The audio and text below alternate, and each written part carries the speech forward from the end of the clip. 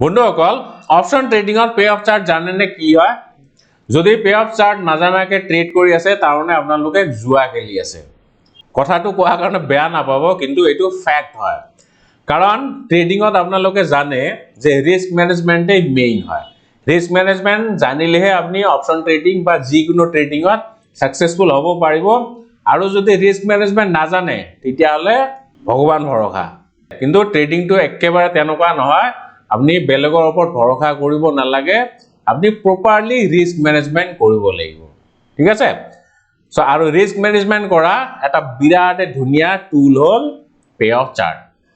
trade টু লোৱাৰ আগতে পে অফ চাৰ্টে আপোনাক কৈ দিব ট্ৰেড টু কিমানখিনি প্ৰফিট হ'ব পাৰে কিমানখিনি লস হ'ব পাৰে ব্ৰেক ইভেন আপোনাৰ কোড আছে ইত্যাদি ইত্যাদি কথাবোৰ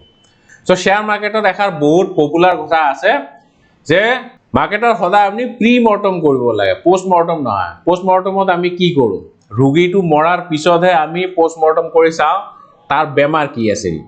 কিন্তু মাৰ্কেটত হেতু কৰিব নালাগে আপনি প্ৰি মৰ্টম কৰিব লাগিব মানে ট্ৰেড টু লোৱাৰ আগতে আপনি সব বস্তু আগতীয়াকে গম পাব লাগিব ঠিক আছে আৰু পে অফ চাৰ্টে আপোনাক হেখিনি সুবিধা দিব সো যে নহক মই বেছি টাইম ওয়েস্ট নকৰো এইবিলাক কৈ পেলাই ডাইৰেক্টলি কৈ দিও পে অফ চাৰ্ট কি হয় সো এতিয়া নিফটি স্পট চলি আছে কিমান 19830 ওচৰত আছে ঠিক আছে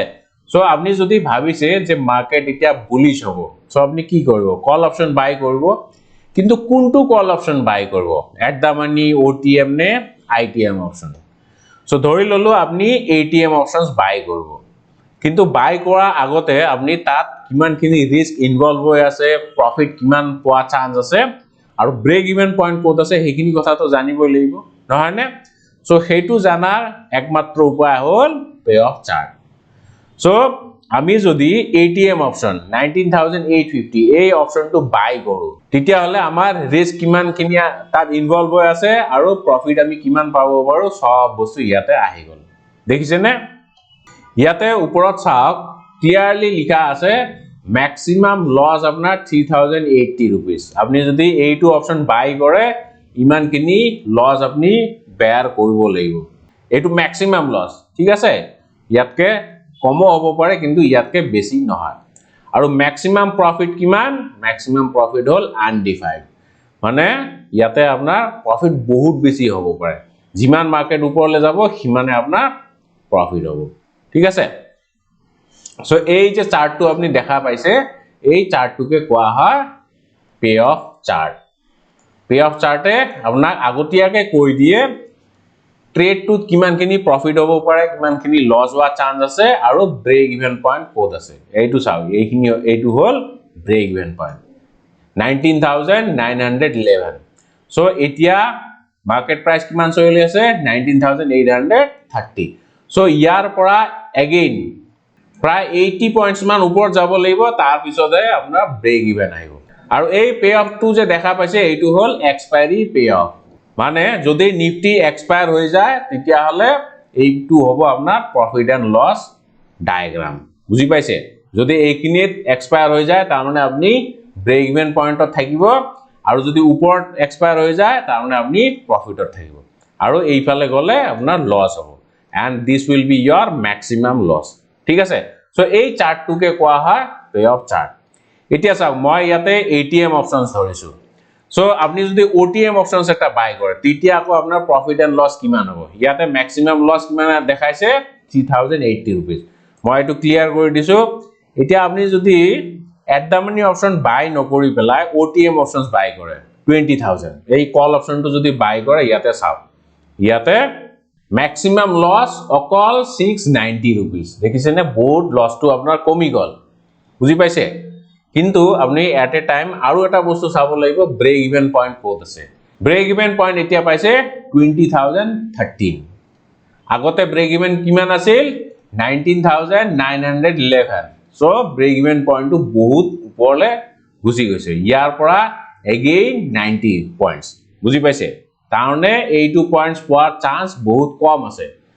সো কাৰেন্ট মাৰ্কেট প্ৰাইস কিমান কাৰেন্ট মাৰ্কেট প্ৰাইস হল 19830 সো এইপিনে 70 আৰু 90 160 পয়েন্টস ওপৰ যাব লাগিব তাৰ পিছতে আপনি ব্ৰেক ইভেনত থাকিব কিন্তু প্ৰফিট টু আনলিমিটেড যদি আপনি বহুত লাকি হয় তেতিয়া হে আপোনাৰ আনলিমিটেড প্ৰফিট হোৱা চান্স আছে বুজি পাইছে সো এইটোৱে পে অফ আৰু আপুনি যদি বাই নকৰি পেলাই সেল কৰে তেতিয়া হলে আকৌ পে অফ কেনেকুৱা হ'ব হেতুও মই দেখাই আছো কিন্তু তাৰ আগতে মই কথা এটা আপোনাৰ লগত শেয়াৰ কৰিব বিচাৰিছো অপশন ট্ৰেডিংৰ ওপৰত মই এটা নতুনকৈ কোৰ্স লঞ্চ কৰিছো ইয়াতে পুৰা বেসিকৰ পৰা আৰম্ভ কৰি এফআইআই ডিআই কেনেকৈ পজিশন বনায় আৰু তেওঁলোকৰ ডেটা কেনেকৈ ইন্টাৰপ্ৰিট কৰিব লাগে অপশন চেইন এনালাইসিস কেনেকৈ কৰিব লাগে বিভিন্ন ধৰণৰ মাৰ্কেট ষ্ট্ৰেটেজি যেনেকৈ বুলিশ মাৰ্কেট হলে বেয়াৰিশ মাৰ্কেট হলে আমি কি কি ষ্ট্ৰেটেজি বনাম গোটেইখিনি কথা এই কোৰ্সটোত আলোচনা কৰা হৈছে সো যদি আপনি ইন্টাৰেস্টেড হয় তেতিয়া হলে এই কোৰ্সটো এনৰোল কৰিব পাৰে সো যিয়ে নহওক এতিয়া আমি এগেইন পে অফ চাৰ্টৰ কথা পাতো সো মাৰ্কেট যদি বুলিশ হয় আপনি কল অপশন বাই নকৰি পেলাই পুট অপশন সেলও কৰিব পাৰে নহয় নে সো যদি আপনি পুট অপশন সেল কৰে তেতিয়া হলে আকৌ পে অফ কেনেকুৱা হ'ব সো যদি আপনি স্লাইডলি ওটিএম 19800 এই অপশনটো সেল কৰে তেতিয়া আকৌ চাওক পে অফটো পুৰা ফ্লিপ হৈ গল দেখিছেনে আগতে ম্যাক্সিমাম প্রফিট কিমান আছিল আনলিমিটেড আছিল কিন্তু এতিয়া চাওক আকৌ উল্টা আছে ম্যাক্সিমাম লস ইজ আনডিফাইন্ড মানে যদি মার্কেট বহুত তললে আহি যায় আপোনাৰ বহুত বেছি লস হ'ব পাৰে বুজি পাইছে সো সেই কাৰণে অপশন বাই কৰিব নে সেল কৰিব সেইটো কৰাৰ আগতে আপনি পে অফটো চাব লাগিব বুজি পাইছে আৰু ইয়াতে চাওক মাৰ্জিন কিমান লাগিব 1.17 লাখ মানে প্ৰায় 1,20,000 টকা প্ৰয়োজন হ'ব যদি আপনি নিফটিৰ এটা লট সেল কৰে আৰু ম্যাক্সিমাম প্ৰফিট কিমান 2387 এইটো কিন্তু ম্যাক্সিমাম ইয়াতকে বেছি আপনি প্ৰফিট নাপায় মাৰ্কেট জিমানে উপৰলে নাযাও কিয় এইখিনি আপোনাৰ ম্যাক্সিমাম প্ৰফিট whereas আপনি যেতিয়া অপশন বাই কৰিব আপোনাৰ লস টু লিমিটেড কিন্তু সেলিংৰ ক্ষেত্ৰত আকৌ লস টু আনলিমিটেড হৈ গল বুজি পাইছে সো সেই কাৰণে আপনি প্ৰি মৰ্টম কৰিব লাগিব ট্ৰেডটো লোৱাৰ আগতে প্ৰি মৰ্টম কৰিব লাগিব যে মোৰ ব্ৰেক ইভেন কোড আছে ইয়াতে যেনেকে সেল কৰতে চাও ব্ৰেক ইভেনটো বহুত তলত নামি আহিছে আগতে ওপৰত আছিল হয় না নাই 19911 আছিল যদি আপনি এটিএম অপশন বাই কৰে কিন্তু এতিয়া ব্ৰেক ইভেনটো তললে শিফট হৈছে 19752 সো যদি মাৰ্কেট উপৰলে না যায় অলপ দেৰি এনেকে কনসলিডেট কৰি থাকে তথাপিও আপোনাৰ লস নহয় so that is the beauty of option selling বুজি পাইছে সো এইবিলাক আপনি কেনেকে গম পাব যেতিয়া আপনি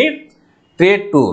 এটা পে অফ ডায়াগ্ৰাম বনাই চাব ঠিক আছে আৰু এইটো ব্লু লাইনটো যে দেখা পাইছে ব্লু লাইনটো হল কাৰেন্ট ডে